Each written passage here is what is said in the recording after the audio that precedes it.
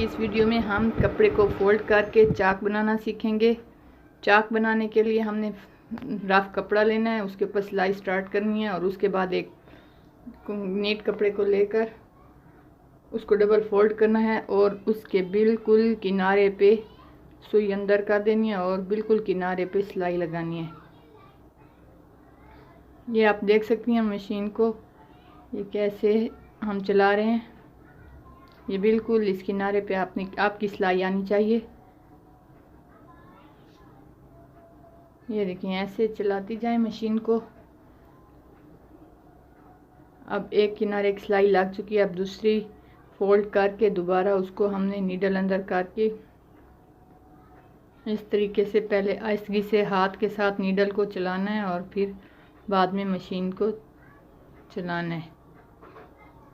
बिल्कुल स्टार्ट में क्योंकि साइड पे हो जाता है, बिगनर्स के लिए प्रॉब्लम होता है, इसलिए हमने पहले हाथ से सुई आराम से चलानी है मशीन और फिर तेज़ चलानी है।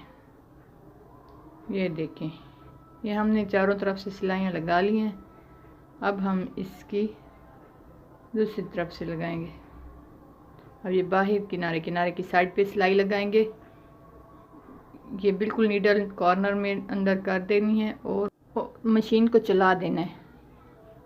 इस तरीके से बिल्कुल किनारे पे सिलाई लगानी है आहिस्ते से और कॉर्नर के अंदर बिल्कुल अंदर नीडल करके तो इसको टर्न कर देना है कपड़े को और दोबारा मशीन चला देनी है।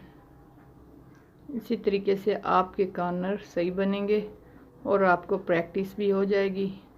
आपने इसकी बार बार प्रैक्टिस करनी है। अगर ये आप काम सीख जाएंगी तो आप समझो कि आधा काम आपको सिलाई का आ जाएगा, क्योंकि सिलाई के काम में हर जगह पे यही सिलाइयाँ यूज़ होती हैं।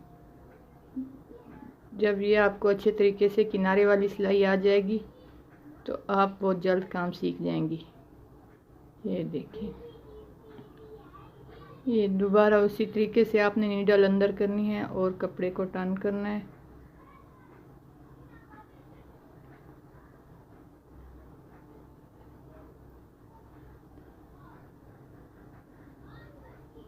आप जितनी ज़्यादा प्रैक्टिस करेंगी आपके लिए उतना ही फ़ायदा होगा।